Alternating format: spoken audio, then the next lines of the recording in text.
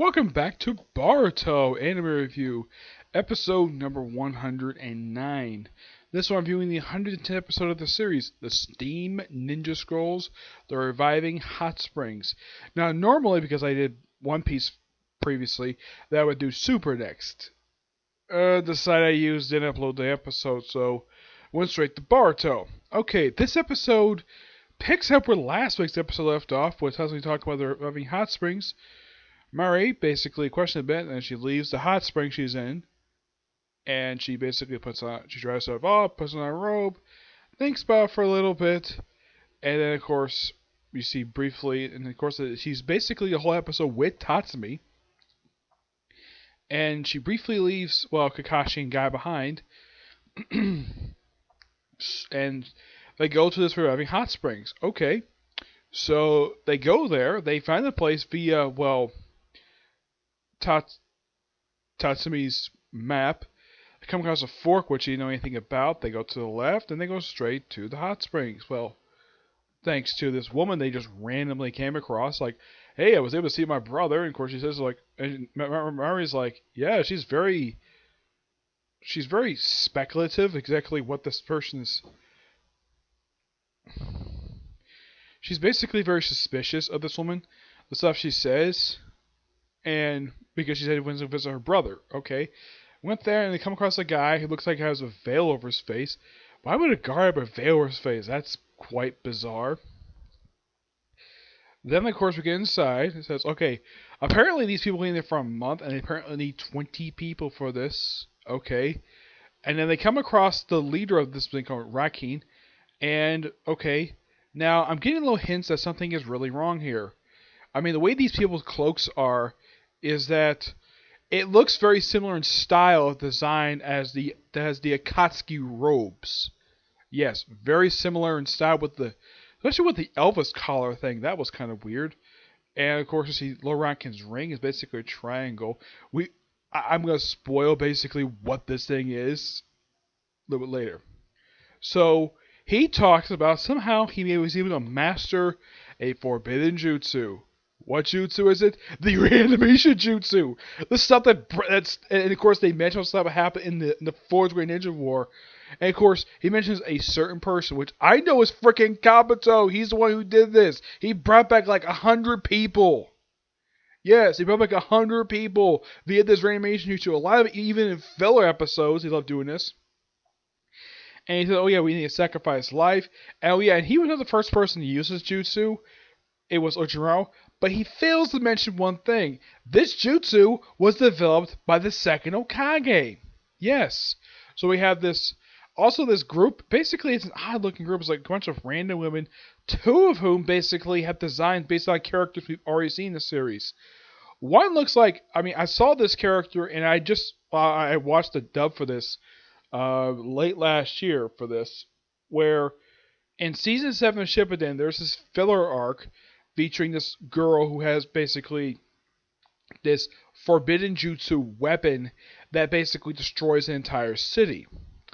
And this woman's design is basically based on it.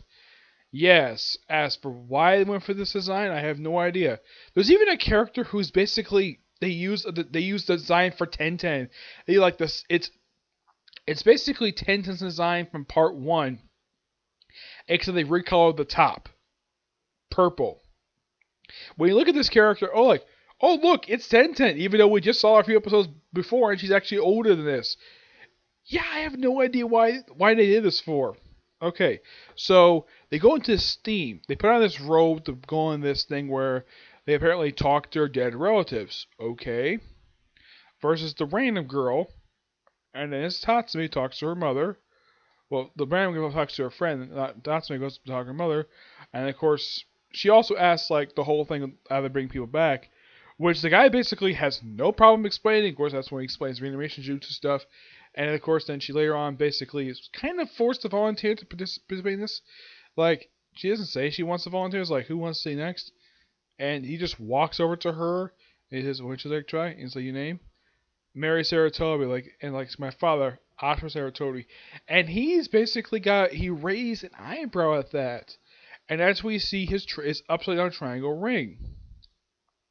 She puts her up, and you think you see Ashima here. Now, it's revealed in the sneak preview, and I'm excited for this. Apparently, these people are part of the cult of Jashin. The stuff that Hedon basically frequently referenced when he had his first Chronicle appearance in that one of these in the episode that basically got him to be recruited to the Akatsuki in the first place. Wow, I come across the cult of Jashin. I never expected the series to do that, especially since they mentioned this. He's the one who mentioned this particular cult. From what I know about the cult of Jashin they mentioned in the series is that they apparently have a perception with pain. Yes. And apparently all its members are immortal. And they can kind of suffer through pain, but they cannot die. No matter how many times you kill them, they will not die. They're unkillable. Heck, he at one point, if anyone's watched the Asmar, he got himself beheaded. And he still moved. Like he's freaking Deadpool. But he doesn't have a healing factor. So how do they keep his head on? By having Hatsuru, his partner, take the strings in his body and sew his head back on. Yes. The coat of Jashin. Yeah, let's say, of course, they're okay, this might sound a little bit interesting. And then we get to the place, like I say, with, like, the whole place is very suspicious. Especially with two pasty white guys. Like, just telling people about the place and people seeing their people. And stuff goes nuts, goes crazy. Like things go, like, completely downhill. Like things go nuts next week's episode, and it looks like the leader apparently got his hands on Hedon's weapon. Yeah, I'm not sure where the heck he got that thing from, but yeah, I recognize this from Hedon. He acts like Hedon too. Yeah, I'm really hoping they don't kill Tatsumi because she's a good character. I like her. I mean, this is technically only like the third episode she's appeared in, and I'm really enjoying this character. Though the character is, well, loosely design-wise based upon the priestess from the first Shippuden movie, Naruto Shippuden movie. And I even appreciate, though, they did something very similar to what happened there because of the fact she's not a shinobi, despite the Maria is, because she hops across very quickly. So like she hops right back, picks her up, instead of getting her piggyback style, she just carries her in her arms. And she has to get to the place really quickly. And I would like it if this character survives the story just so she can go back to Hidden Leaf Village, probably because she has nothing else to do. And it's kind of difficult for her to go back to the Hidden Leaf Village with no money. So, like, wherever she's originally from, I would like it if this character would stay and actually get this character alive because I like this character. I'm hoping she doesn't die. Yeah. So, yeah, that's particularly it for this particular review.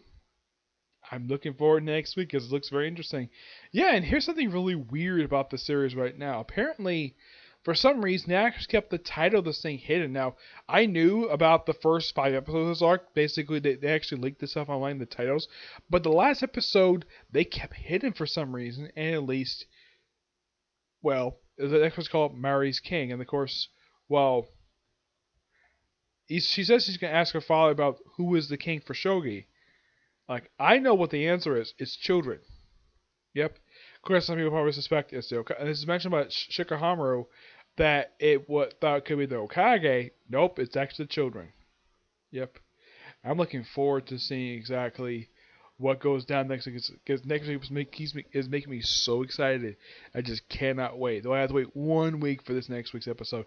I kind of wish they actually aired another episode this week so I can get this episode up with. So I can watch the episode. But I have to wait 1 week. Yeah. So yeah, that's particularly it for this particular review. I would have more review coming, but I haven't seen Dragon Ball Super newest episode that was released dubbed, but uploaded yet. I haven't seen it yet. No, I haven't, surprisingly. Yeah, I don't really know why. It's just that, well, it has. It's particularly very bizarre. I would have thought, though, they would have uploaded by now, but they just haven't.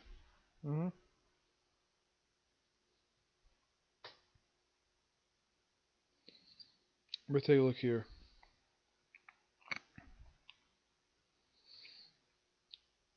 I think it's been delayed. No, it's not been delayed. It came out yesterday, but for some reason it wasn't uploaded. Yeah, I don't know why. Just the dub wasn't uploaded for the site I use.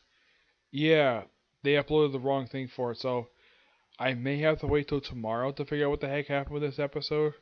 Yeah, so it might be like one of 2 videos I do tomorrow, along with my review of the newest episode of Attack on Titan, which I'm looking forward to that episode as well. And of course, Tuesday I have roughly 3 videos to do, and I review the newest episode of One Piece, newest episode of Black Clover anime, and of course, newest chapter of this manga, and of course, Fairy Tail. Wednesday is probably going to be the review of the newest chapter of Seven Sense manga. Thursday is pretty much nothing. And well, Friday is going to be a review of the newest episode of JoJo's Bizarre Adventures, and of course My Hero Academia. And yeah, that'll be it for this week. There's nothing going on Saturday as far as I can review wise.